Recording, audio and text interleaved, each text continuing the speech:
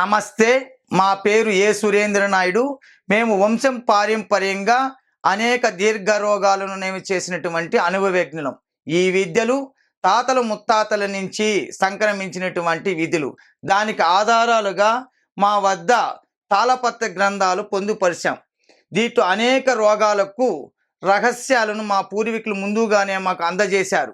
మరి ఆధునిక పద్ధతిని అనుసరించడం కోసము అనేక గ్రంథాలను పొందుపరిచాము. మరియు అనేక మంది గురువులను వాళ్ళ యొక్క అనుభవాలు తెలుసుకొని మందులు అనేకంగా తయారు చేస్తున్నాం.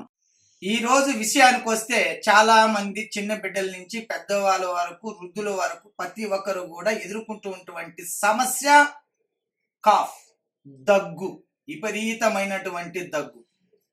దగ్గు అనేది వ్యాధి కాదు, ఇది గుర్తెట్టుకోండి. నీటిలో ఉన్నటువంటి సమస్య వల్ల కూడా వస్తుంది. అదేవిధంగా కొత్త జాగాల్లో తినరాని పదార్థాలు తిన్నప్పుడు వస్తుంది. ఇది ఇన్ఫెక్షన్ అయ్యి గొంతు ఇన్ఫెక్షన్ అయ్యి దగ్గు వస్తూ ఉంటుంది. అలా కాకుండా కొంతమందికి దీర్ఘకాలికంగా కొన్ని నెలల పాటు సంవత్సరాల పాటు ఉంటుంది. అది వ్యాధి లక్షణం తెలుసుకొని మాత్రమే మమ్మల్ని అడగండి, ఫోన్ చేయండి. రకరకాలుగా ఉన్నాయి. దగ్గు అని మాత్రమే తెలియజేస్తారు. దగ్గు ఏ దగ్గు అనేది కూడా తెలియచేయడంగా మీ బాధ్యత అనేది గుర్తించుకోండి.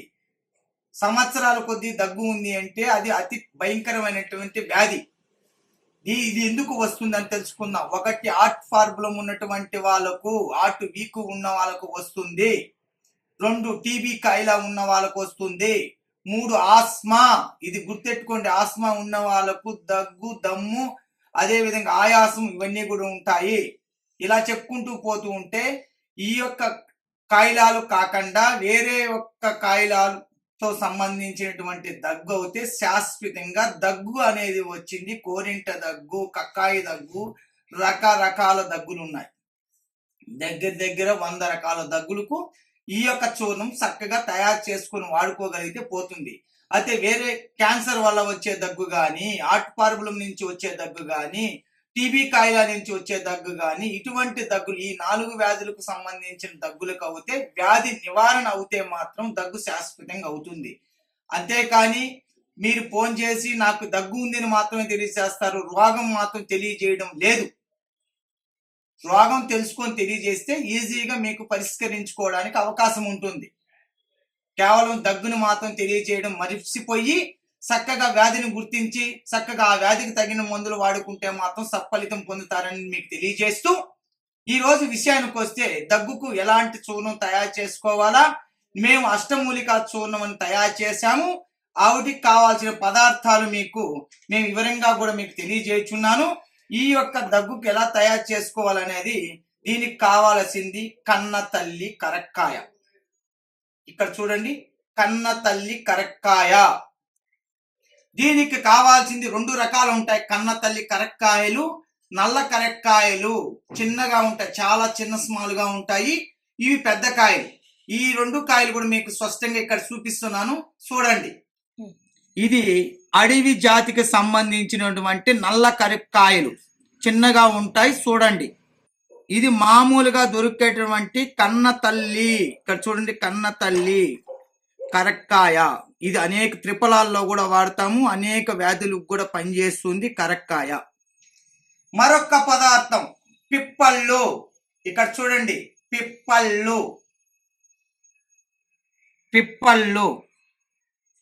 పిప్పళ్ళను చక్కగా తెచ్చుకొని వేయించి పొడి చేసుకోండి. మరి మన ఇండ్లలో చాలా మంది దగ్గు వచ్చినప్పుడు ఏం చేస్తూ ఉంటారంటే, మన ఇంట్లో ఉన్నటువంటి పెప్పర్ అంటే మిరియాలు చక్కగా తీసుకొని వచ్చి నోట్లో వేసుకుని ఉప్పు రాయేసి నవ్వులు మింగుతూ ఉంటారు. దానివల్ల కూడా తగ్గుతూ ఉంటుంది. అదే మిరియాలు దంచి జల్లించిన చూర్ణం అతి మెత్తగా సేకరించుకోండి. మరొక పదార్థం ఇక్కడ చూడండి, లవంగాలు. ఈ లవంగాలు కూడా చాలా ఔషధ గుణాలు ఉంటాయి. దగ్గు తగ్గిస్తుంది, ఇక్కడ కఫం కరిగిస్తుంది. పంటి నొప్పులు ఉన్నా, నోట్లో గొంతులో ఇన్ఫెక్షన్ ఉంటే కూడా బాగా చక్కగా తగ్గించే ఈ యొక్క లవంగాలను ఎలా చూర్ణం చేసుకోవాలనేది కూడా మీకు అతి మెత్తన చూర్ణం తయారు చేసుకోవాలా. దీన్ని అతి మెత్తగా చూర్ణించుకోండి.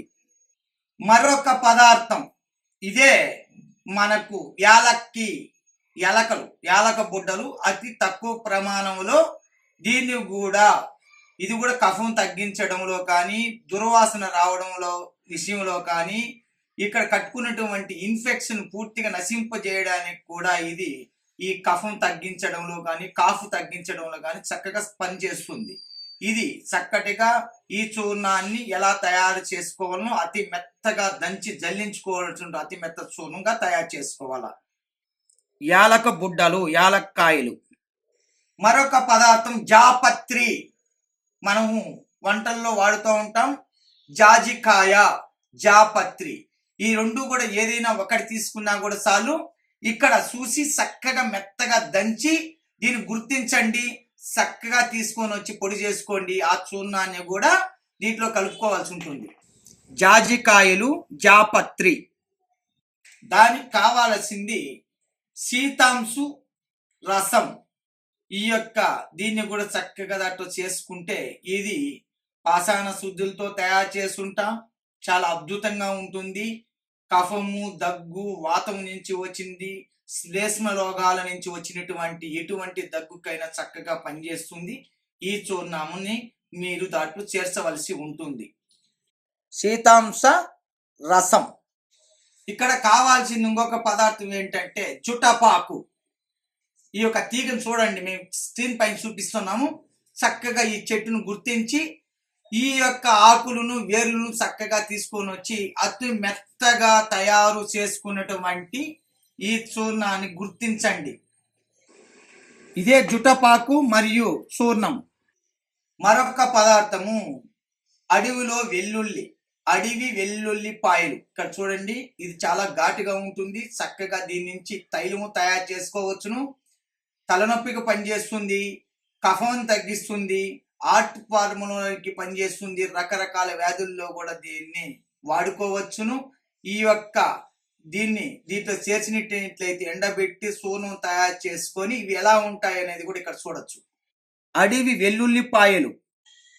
మరొక పదార్థం జింజర్, సొంటి. ఎండిపోయిన దాన్ని సొంటి అంటాం, జింజీర్ అంటాం. దీని యొక్క చూర్ణాన్ని చక్కగా మీరు తయారు చేసుకోవాలి. అతి మెత్తన చూర్ణంగా తయారు చేసుకునే విధానాన్ని కూడా మీకు చూపిస్తున్నాను. సొంటి, జింజర్. ఇప్పుడు మీకు చూపించినట్టువే కాకుండా తులసి, తులసి చెట్టు అద్భుతంగా పనిచేస్తుంది. అన్ని ప్రోడక్టుల్లో కూడా చాలా మంది వాడుతూ ఉంటారు. ఇది కఫాన్ని తగ్గిస్తుంది, జ్వరాన్ని తగ్గిస్తుంది.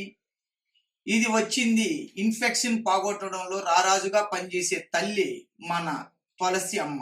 ఈ తులసి ఆకులు నీడన ఎండించుకున్న తర్వాత అతి మెత్తని చూర్ణంగా తయారు చేసుకునేదానికి ఈ విధంగా తయారు చేసుకుంటాం. చక్కగా చూడండి. ఇక్కడ మేము పెట్టినటువంటిది తులసి చూర్ణం, తులసి ఆకుల యొక్క చూర్ణం. చాలా మందికి కఫం ఉంటుంది, ఎక్కువగా కఫం. ఈ కఫం ఉన్న వాళ్ళకు కూడా ఒక చిక్కు లిక్విడ్ మేము తయారు చేసి ఉన్నాము. ఆ లిక్విడ్ ను కూడా చూపిస్తున్నాం. కఫంతో కూడినటువంటి ఈ దగ్గుతో ఈ కఫం ఎప్పుడు వస్తూ ఉంటుంది. గొంతులో తుప్పుకుని ఊస్తూ ఉంటారు. దారిల్లో ఆ విధంగా ఊస్తూ ఉంటే తిట్టుకొని పోయే వాళ్ళు కూడా ఎంతో మంది ఉంటారు. కనుక ఈ కఫ బాధను మీరు తప్పించుకోవాలనుకుంటే ఈ పుదీనా ఆకును కూడా చక్కగా తెచ్చుకోండి. తర్వాత తులసి. ఇక్కడ చూసినట్లయితే మీకు తెలుసును, కన్న తల్లి తులసిని కూడా చక్కగా తీసుకొచ్చుకోండి. కావాల్సింది మీకు పదార్థం ఏంటి అంటే, మనకు కావలసినది దీంట్లో పచ్చ కర్పూరం. ఈ కర్పూరాన్ని కూడా చక్కగా గుర్తించి ఏ విధంగా తయారు చేసుకోవాలనేది కూడా వివరిస్తాను, చూడండి. పచ్చ కర్పూరం. మరి ఈ లిక్విడ్ ఎలా తయారు చేసుకోవాలనేది మీకు స్పష్టంగా తయారు చేస్తున్నాను. ఒక కుక్కర్లో ఇవన్నీ వేసి మనము పారాయణానికి దింపుకుంటాం కదా, లిక్విడ్ ఒక్కొక్క బొట్టే దాంట్లోకి పడేటట్లు తయారు చేసుకోవాలా, లేదా ఒక గొట్టం ద్వారా ఆ యొక్క రసాన్ని వేరే ప్రాసెస్ లో తయారు చేస్తాము. ఇది తయారు చేసినటువంటి ఈ లిక్విడ్, ఇదే లిక్విడ్. ఇది కఫానికి చాలా అద్భుతంగా పనిచేస్తుంది. ఒక 2 డ్రాపులు వేసుకుని గోరువెచ్చని నీళ్ళలో కానీ లేదా నేలకి మీద వేసి మింగినట్లయితే కఫం అనేది పూర్తిగా వెళ్ళిపోతుంది. మీకు ఆ దగ్గు కూడా కఫంతో కూడినటువంటి సమస్యలు ఏదైనా ఉంటే చాలా చక్కగా పనిచేస్తుంది. ఇది ఇంతే కాకుండా తలనొప్పికి కూడా చాలా చక్కగా పనిచేస్తుంది. దీంట్లో ఇంత కాకుండా మేము తుమ్మి ఆకులు కూడా వేస్తాం. వీలైనంత వరకు ఈ 3 పదార్థాలే కూడా చాలు. మీరుగా తయారు చేసుకోవడానికి అవకాశంగా భావించి తయారు చేసుకోవడానికి ప్రయత్నించండి. మేము తయారు చేసినటువంటి ఈ లిక్ బాటిల్ చూడండి, చక్కగా ఈ విధంగా తయారు చేసుకోండి. మరి ఒకసారి ఇవన్నీ పదార్థాలని కూడా స్పష్టంగా మేము ఇక్కడ చూపిస్తున్నాం. ప్రతిదీ కూడా స్పష్టంగా చూసుకోండి. ఇక్కడ మేము చూపించిన ప్రతి ఒక్క మూలికను కూడా నీడను మాత్రం ఎండించి చక్కగా ఆ యొక్క సమూలాన్ని తెచ్చుకొని చక్కగా దంచి జల్లించి అతి మెత్తనిగా చూర్ణంగా తయారు చేసుకొని ఈ కాఫు దగ్గు చిన్నపిల్లల నుంచి పెద్దవాళ్ళ వరకు ఎవరైనా ఎటువంటి ఇది ఉన్నా కూడా వాడచ్చు. దీంట్లోకి చివరిగా మీరు చేర్చుకోవాల్సింది కస్తూరి. ఈ కస్తూరి దొరుకుతుంది. చిన్న పిల్లలకు కస్తూరి మాత్రలను కూడా వేస్తూ ఉంటారు దగ్గు వచ్చినప్పుడు. అది కొంచెం కాస్ట్లీతో కూడింది కనుక మీకు అందుబాటులో ఉంటే వేసుకోవచ్చు. మా దగ్గర అయితే ఉంటుంది, మేము వేస్తూ ఉంటాము. చక్కగా అన్నీ వేసి బాగా నున్న అతి మెత్తగా చూర్ణం తయారు చేసినటువంటి ఈ చూర్ణము అష్టమూలికా చూర్ణము. చూడండి, చక్కగా అష్టమూలికా చూర్ణము. దీనిని తెచ్చుకొని మీరు నోటిలో వేసుకొని ఆ రసాన్ని కొంతసేపు మింగుతూ చివరిగా లాస్ట్గా మొత్తాన్ని మింగేసి కొంతసేపు నీళ్లు తాగకుండా ఉన్నారు అంటే ఎంతో కాలం నుంచి వేధిస్తూ బాధ పెడుతూ దగ్గలేక బాధపడే వాళ్లకు ఇది చాలా చక్కటి చూర్ణం అని నేను తెలియజేస్తున్నాను. ఇది ప్రతి ఇంటా ఉన్నా కూడా తప్పేం లేదు. చిన్న పిల్లల నుంచి పెద్దవాళ్ళ వరకు వృద్ధుల వరకు అందరికి ఉపయోగించుకోవలసిందిగా ఉంటుంది కనుక ఇది పాడు కాదు. చక్కగా మీరు ఈ సమస్య నుంచి విముక్తి పొందాలనుకుంటే మీరుగానే తయారు చేసుకోండి. లేదు అంటే మా వద్ద పొందాలనుకున్న వారికి ఈ అష్టమూలిక చూర్ణము లబ్ధంలో ఉంటుంది. మీరు పొందవలసిందిగా కోరుకుంటున్నాను.